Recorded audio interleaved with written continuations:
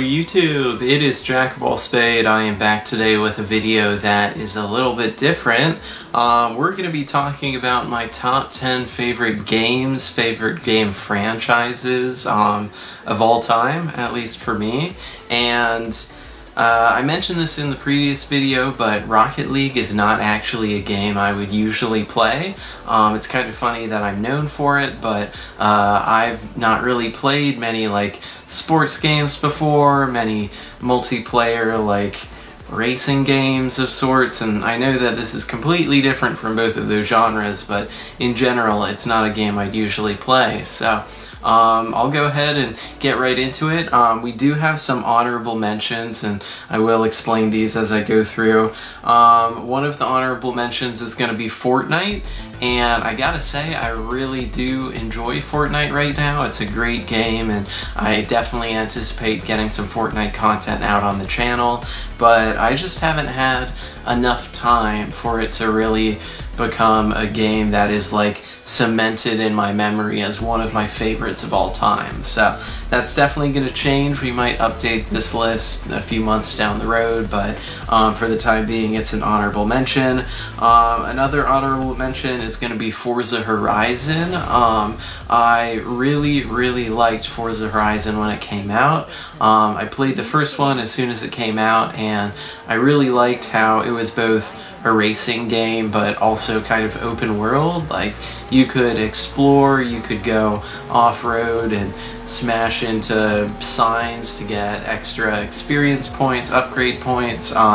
You could go and find old cars like hidden away in barns and then restore them and use them. It was just a lot of fun. You could be driving along from race to race and encounter somebody else on Xbox Live who is playing and at the same position as you, and you can get right up behind them and challenge them to a street race, which is kind of cool, and you guys get money for winning it, or you know, you lose some for losing it. So I thought it was a cool concept. I really like the game as a whole. I haven't played Forza Horizon 3 yet, and I know I really should, but I just played 1 and 2, and you know, recently all of my time's been going into Rocket League, so that's why I haven't played too many new games recently. But another honorable mention is going to be The Evil Within. I really liked that series of games. I liked the horror feel of it. I have always been one to really enjoy atmospheric games, games that, you know, put you in an environment and really make you feel like you're there, and you guys will see that occurring multiple times on this list, because some of my favorites are definitely atmospheric just like that. But I liked the upgrade system. I liked how, you know, you would find those statues with keys in them and get you know, extra items in the asylum like main area, and it was just really cool in general. It rewarded you for exploring a little bit, going out of your way, solving puzzles and stuff like that. So that's something I really enjoy. You guys will notice a lot of these games are single player story based games, and it's true, that's actually the kind of stuff that I usually play. At least up until recently it was basically offline games, and I'm still very much interested in that type, but not quite as much as I used to be. So another and final honorable mention is going to be Mirror's Edge. That franchise was really cool. I really liked the parkour aspect, how you got around, you know, completely using yourself, running, jumping, running off walls, hanging on helicopters, stuff like that. It had a pretty cool story too, and the first one, when it came out, it looked very futuristic for its time. I know these days the graphics are kind of standard, but at the time it was really advanced. I did play the second one, Mirror's Edge Catalyst, and I actually do have the entire stack of the games that I'm talking about over here. I can show you guys. I think there's a couple of these that I sold, but these are the ones I'm talking about. So Mirror's Edge Catalyst was cool. It was, I don't know, a little overwhelming at times. There were so many things to do. It was very much open world, but a lot of the things didn't really reward you much, like the time trials. Like literally all you'd get is like a spot on a list and no in-game rewards, so you might have gotten like experience, but nothing much more than that. So that kind of turned me off from Mirror's Edge Catalyst. I played through the story mode, but didn't really complete all the side missions as I usually would. But now we're gonna go ahead and get into the top 10. We're gonna go from bottom to top. So we will start off with Dying Light in spot 10. I really did enjoy that game, and it's kind of funny I'm talking about it right after Mirror's Edge because it had a very big parkour aspect to it. That was, you know, how you moved around. You would unlock different moves. You could jump from different heights. You could take fall damage. You could roll. You know, you could springboard off of a ledge slightly higher than where you were. And if you guys didn't know, it's also a zombie game. It was a very cool story, and you know, you were working to protect this last group of survivors within the city that had been completely overrun by the virus. And you know, during the day you'd go out, complete missions, and shoot zombies, you know, get supplies, whatever. And then at night, these bigger, scarier zombies came out. I think they were called like Night Stalkers or something, and they were really fast and they would chase you if they saw you, so you had to really get very good at stringing together parkour moves and getting to a safe zone as fast as you could, because they would rip you up if you couldn't get there. And there were also some cool expansions for it. They had an expansion out in the countryside where you could drive vehicles, and I think, I'm trying to remember what it was called, but in any case, it was very cool, also a good story, and I really liked the vehicle aspect. I think that was cool, but you know, your vehicle took damage and you couldn't necessarily go around smashing zombies with your vehicle all the time. Like, you would break it down and that would cost you money. So it was really good at balancing, you know, the different things that you needed to pay attention to. We're going to move up to number 9. That is actually Titanfall. I know I have very few like multiplayer first-person shooter games on this list, but I think it's just a matter of what I've been exposed to. I think there's definitely some other good games that could have made this list that I just haven't touched yet, and I've never really been a Call of Duty guy. I've never really been a Battlefield guy. But Titanfall was very cool. It was a sci-fi first-person multiplayer game where, you know, you would drop in with the team, and it's just like a Call of Duty deathmatch, at least on the basic mode. And you would get kills, and as you racked up kills and points, your Titan meter would fill, and eventually you can drop in a Titan and you would get in, and it had, you know, stronger weapons. You could go rampaging across the battlefield and have fights with other Titans, and it was very cool, but it also did a very good job at balancing the Titans versus the pilots, because the pilots were, you know, that's what you are called when you're not in a Titan. That's literally just your character, and they could jump on the back of the Titans and pull out their batteries and drop grenades in them and do other things that would hurt them. So, you know, each pilot versus Titan had its different abilities, and there were different types of Titans. There were like 6 or 8, and it was just really, really cool.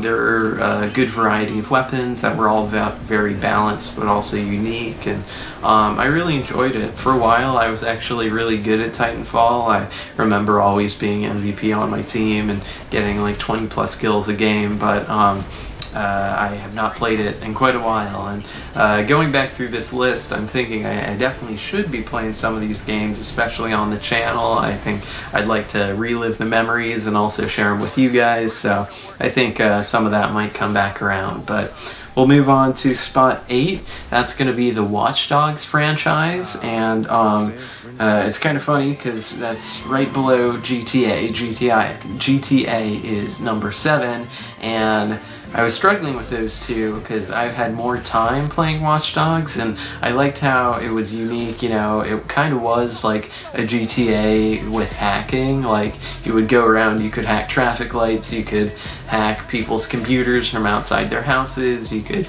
hack people's bank accounts, you could do all sorts of stuff in this whole like hacker world. And I think the first one was set in Chicago and the second one was set in San Francisco, and it was also kind of funny because I visited Chicago after I had played Watch Dogs for the first time, and I actually recognized a lot of the landmarks and a lot of the skyline just because of the Watch Dogs game. So it was kind of funny how accurately they made that whole city. But yeah, it was a lot of fun. I still have some good clips from it that I might use in a compilation sometime, so might get into those, but it was definitely one of my favorites. And GTA, you know, similar concept, very open world. You guys know all about GTA, so I don't need to explain it, but I think those are just the things that appeal to me. The fact that you can do so many things and such ridiculous things. I know my friends and I used to have a great time just going up to top of Mount Chiliad and going down the side on you know, off-road bikes or mountain bikes or ATVs or cars or whatever, and seeing who could get the farthest without dying. And it was, you know, a lot of fun, and I think I definitely haven't played GTA as much as I could have or should have, so I think I'll get back into that sometime. But number 6 is going to be Fallout. The entire Fallout franchise has been a huge part of my video game experience. I played Fallout 3 and Fallout 4 and the Vegas one, and you know, it's a lot of fun. I like how it's open world. I like the you know, the atmosphere of it, how it's futuristic, sci-fi, post-apocalyptic. I like the variety of characters and how there's a lot of stories like hidden throughout the wasteland, and I like the weapons as well. I think the VAT system is really cool with the aiming and critical hits and such, and I think that there's a really good variety of weapons. I think there's it's a lot of fun to be able to fool around with some silly things like the Fat Boy, which was like an enormous nuke launcher, the junk cannon, I think it was called, trash cannon, something like that, which just launched like trash from your inventory and all sorts of stuff. So definitely enjoyed Fallout. I'm very excited for Fallout 76 next year. That's going to be great, so I'll definitely be playing some of that on the channel as well. I certainly am looking to expand a little bit. So number 5 is going to be the Far Cry franchise. Far Cry is awesome, period. I absolutely love how it's all about crafting and surviving and you know, building up your inventory and getting better weapons and you know, saving people, all sorts of stuff. And the stories have also been really good. The first one I played was Far Cry 3.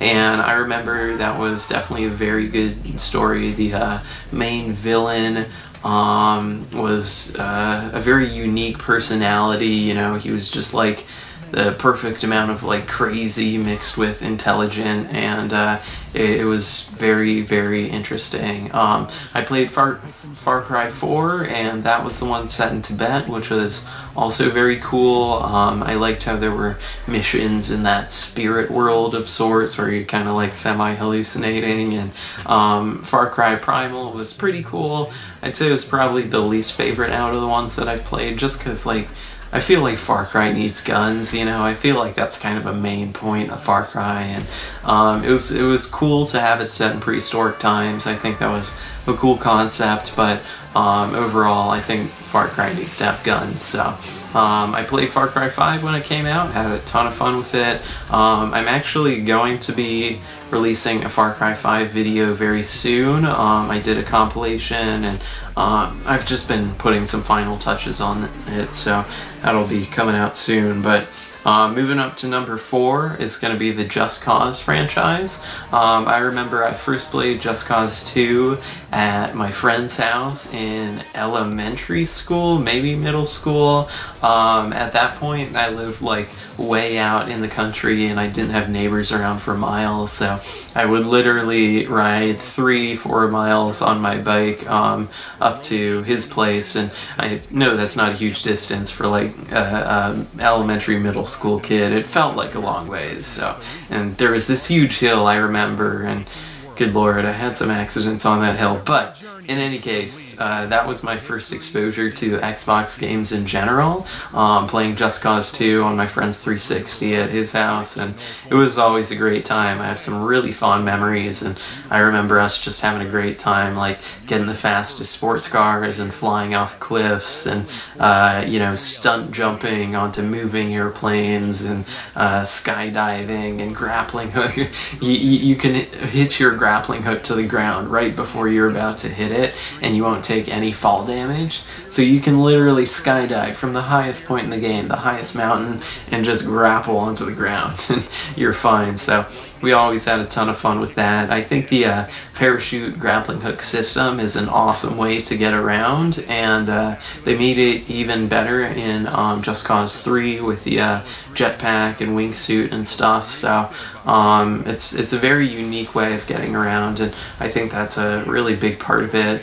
And I love being able to destroy everything. Like, it's all about explosions and just blowing everything up, and there's some crazy weapons. I know Just Cause 3 had some absolutely insane weapons. You could like have a heavy weapon that would like summon a lightning bolt from the sky and destroy absolutely everything. You could have an airstrike, and not just one, like multiple different types of airstrikes, and all sorts of crazy stuff. So Just Cause has always been a very, very interesting game to me. I've always loved it, and I'm very excited because there's another one coming out next year. It was announced at E3, and I'm gonna have an absolute ton of fun with that. So you guys can look forward to watching that on the channel when it comes out. But we're going to get into our top 3 now, and I know that there could be a lot of other stuff in this area, but I will explain to you why I made the choices I did. Number 3 is Rage, and that is a game that not too many people know. I know it was new to me, and it was one of the first games that I like really enjoyed when I got my 360 for the first time. It's post-apocalyptic, single player. You are essentially stranded in this wasteland, and you know, you're trying to take down the bad guys. There's a very convoluted story about, you know, this pseudo-government agency trying to take over the wasteland and trying to impose their will upon everybody, and you get a dune buggy to drive around, and you upgrade it. You can get better and better stats on it, and there are very cool weapons, alternate ammos of sorts.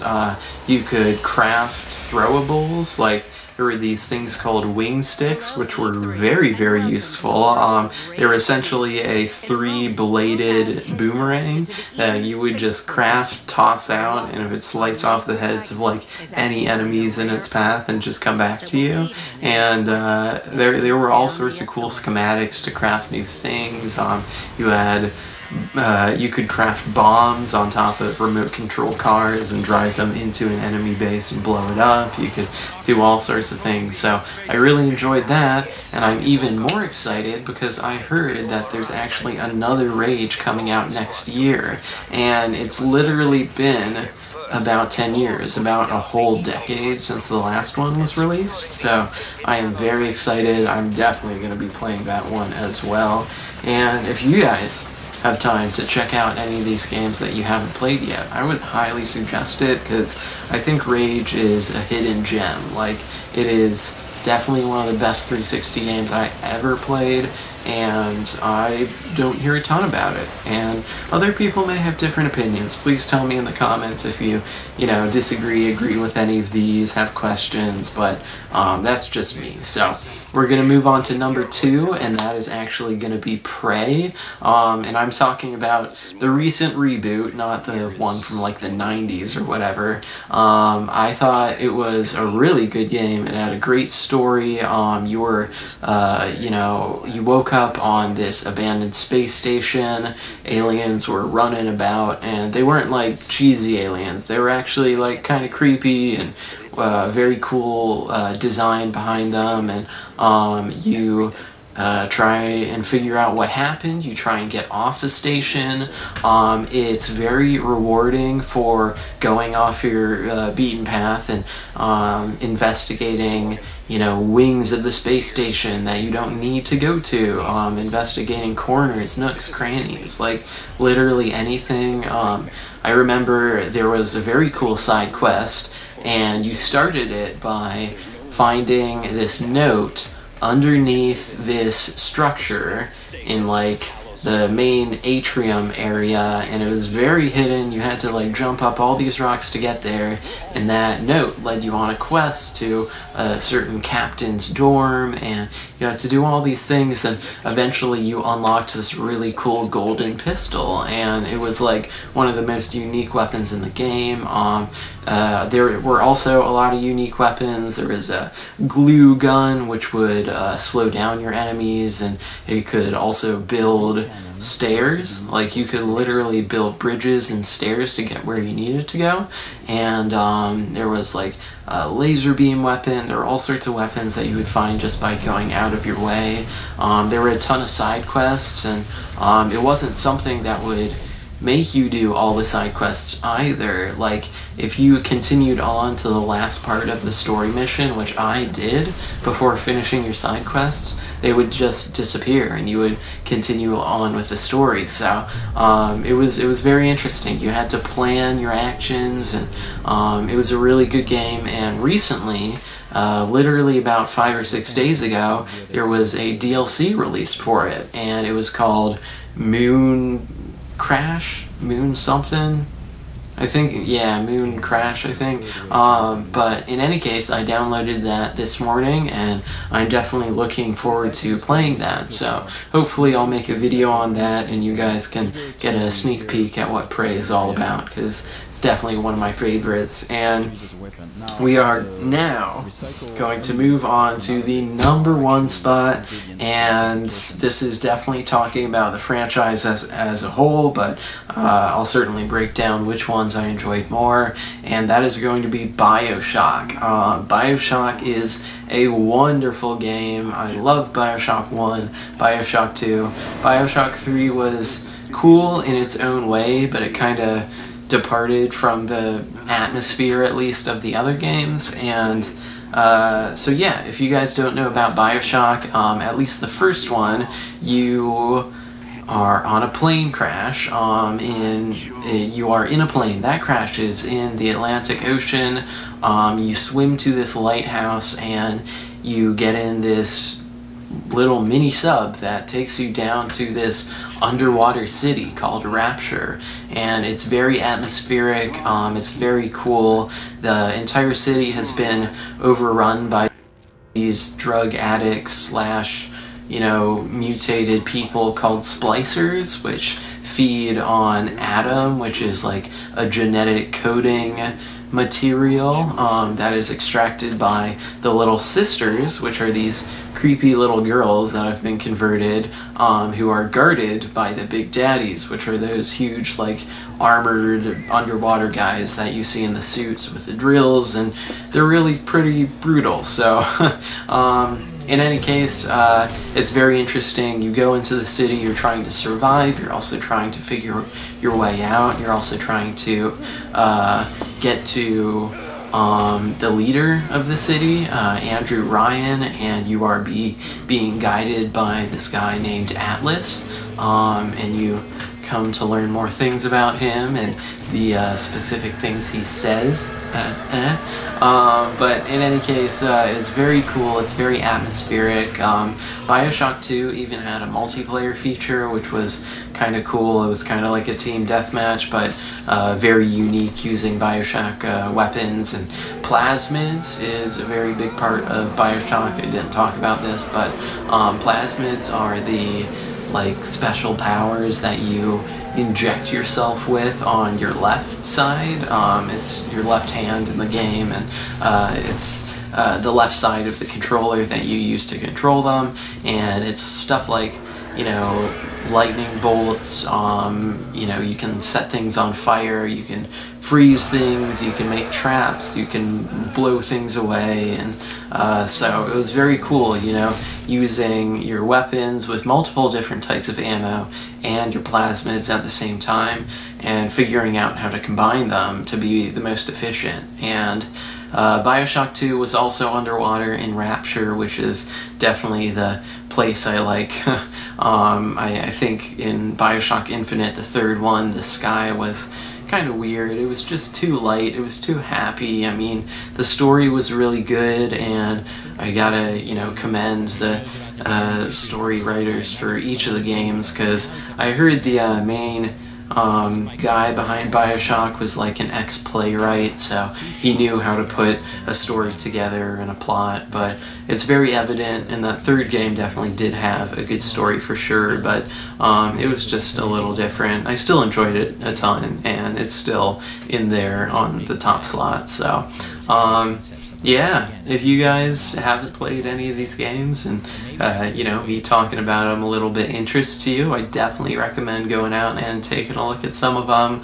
I personally have some really good memories attached to these. I guess that might be part of the reason that certain things are, you know, the numbers that they are. But I just wanted to share this with you guys, maybe, you know, get a new type of video on the channel, and kind of have a prelude into my transition into playing some other games and having some different types of content on the channel. So I appreciate you guys watching as always. Don't worry, I'm still going to be doing a lot of Rocket League videos. I mean, I've been doing daily Rocket League uploads for essentially the whole time I've been on YouTube, and that's 4 or 5 months now, so I don't think I'm going to be stopping anytime soon, but I would like to expand a little and add some other things. So tell me what you guys think of my list in the comments. Please let me know if you'd be excited to see me play any of these games, and please share any personal experience that you have had with these games. So I appreciate your time and support as always, and I will catch you guys on the next one.